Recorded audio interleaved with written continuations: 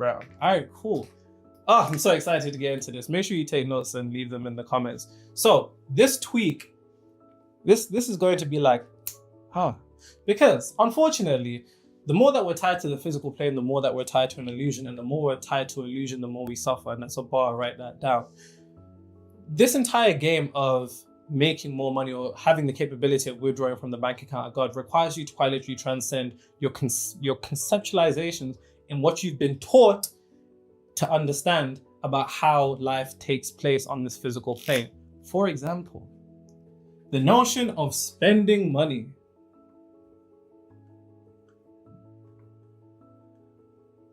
When we spend money, it's gone. So naturally, so long as we are operating from this third dimensional realm, whether you want to call reality, we're operating from an illusion. And when we operate from an illusion, we don't see clearly.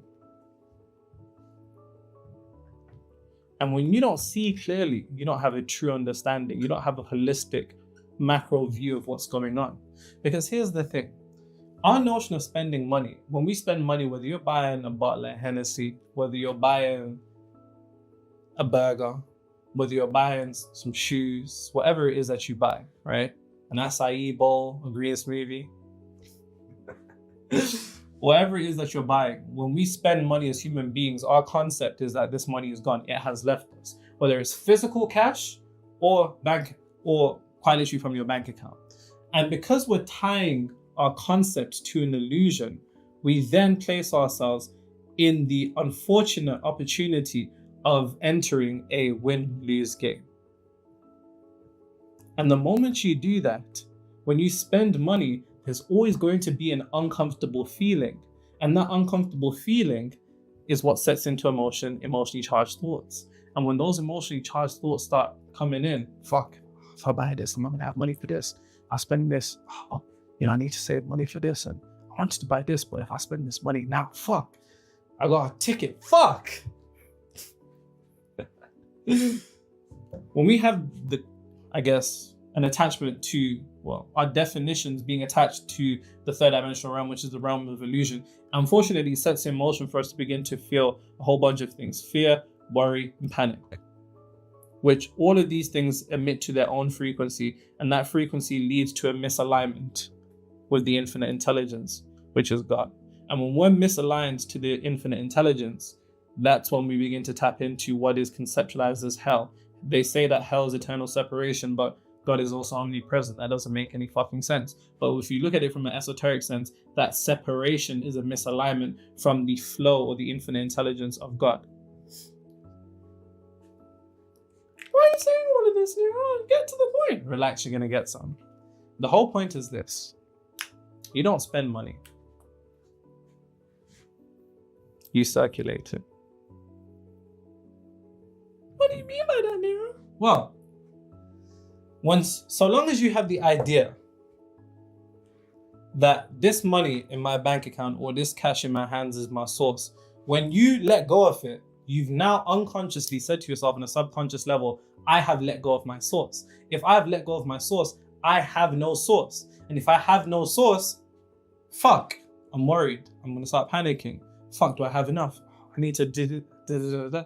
Then you enter down a frequency that is misaligning you to where you need to be. You don't spend money, you circulate it. And that's a bar, write that down. And what I mean by that is this.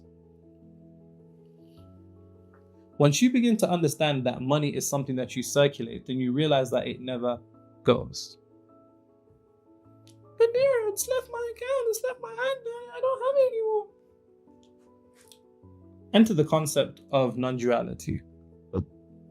See, we're going to have to begin to transcend our third dimensional realm concept of polarity. Polarity, just another fancy way of saying separation. We're separated. I'm separated from Asia. I'm separated from you. I'm separated from the barista in the coffee shop. I'm separated from the individual who owns the restaurant, the waiter, the chefs. We're all separated from each other on this third dimensional realm. But once you begin to transcend this third dimensional realm and you look at things from a metaphysical perspective, we are all one consciousness, simply different physical expressions. Every song was made by the same consciousness. Every rapper is one consciousness. It's the same consciousness, just different vibrations of that same energy.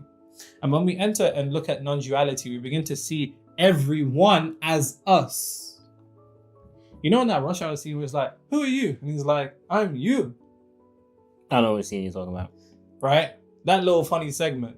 When we look at it, you know, and make it a bit... Rush Hour was too funny. Rush Hour was too... That scene They was don't make... hilarious. You know, the other day, somebody posted that they had to put a disclaimer on Rush Hour that this, you know, it has this and it has this. Niggas too sensitive. Man. Game's gone. Game's gone, man. It's gone crazy. But once you begin to look at everyone as you and you understand that there's no separation from you and the billionaire and the millionaire that you're spending money at their establishment, and you know, even when you buy clothes online, once you begin to understand that there's no separation between any of you, then you realize the money never goes. It's always with you. And until you can come to that realization, you won't have the idea that it's being circulated. Because let's say I pay AJ for something. Pause. Let's say I pay AJ. I see AJ as a version of me. And because I see AJ as a version of me, I'm doing nothing more than circulating that particular degree of money, because I'm looking beyond what I can see about AJ on a physical point. And I'm looking at it from a metaphysical point, understanding that we're one consciousness and he's nothing more than a mirror reflection of me. So long as I hold to the idea that this money is being circulated and it will come back, I set myself in motion for it to come back. But see, once you have this idea that when you spend money, it's gone and it's not coming back, due to the fact that there's no truth in reality other than what the subconscious mind accepts as true. I repeat, there are no truths in the reality that you experience other than what the subconscious mind accepts as true. If your subconscious mind accepts that when you spend money, it's gone, guess what, nigga? It ain't coming back. But when you can get it to accept the idea that even when that you give that money to somebody, you're not spending money, you're circulating it, and it's gonna come back. Then you open yourself up to be in a position where you can quite literally allow it to come back. And this begins to alter the way that you go about spending money. Because guess what? When you see spending money as something that you're not going to get back, when you pay for that food, or you pay for that clothing item, or you pay for that trip, or that train ticket, or whatever it is, or that bus ride, you then think to yourself, fuck. And then what do you begin to experience internally? You begin to experience a set of emotions.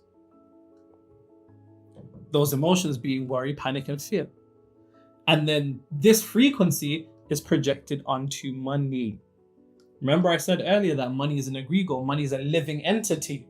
Think about every time that you transact money, your mental and emotional state is projected onto that money, which sets in motion to how you experience that money.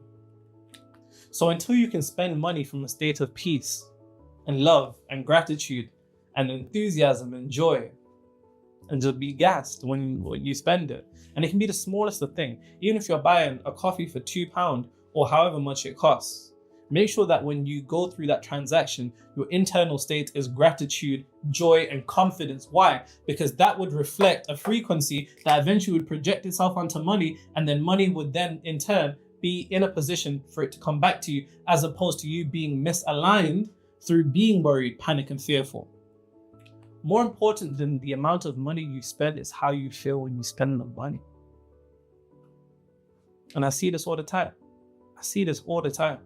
People will be like, yo, I give money to homeless people in charity. Why doesn't it come back? It's because you're letting go of that money like this internally. When you give that person that money, you're thinking, you want to fucking do this. I did. Your quite literal state of consciousness, your mental and emotional state, your frequency that you have at that particular time is reflective of the fact that you don't have. And unfortunately, you can only have what you already have. And unfortunately, you can only have what you already have. So when you give someone money, you spend money at an establishment, or you donate money, or you give money, if you're doing it from the state of consciousness of, fuck, I don't have enough, then guess what? What you give doesn't matter. The only thing that matters is the state of consciousness that you're in while you're giving. That is quite literally it. So here's the thing. You could donate 10K, but if you let go of that 10K and you're thinking, fuck, you don't set yourself in motion for it to come back to you. On the other hand, you can give £1. But if you give that £1 from a point of, I'm giving this to another version of me, and I'm setting this in motion for it to come back, everything will change. Everything will change. You also gave me a cool exercise one time. Who gave you a cool exercise? You. Me? Yeah. What did I tell you to do? anytime I spend money, just imagine I get that money back tenfold, twicefold, whatever. Naturally. Because it'll be hard for you to spend money when you have the idea that the money is gone, but it's not gone. And if it is gone, it's just gone to another version of you, which means so long as you're able to maintain your frequency and maintain the idea that it'll come back, it has no choice but to come back.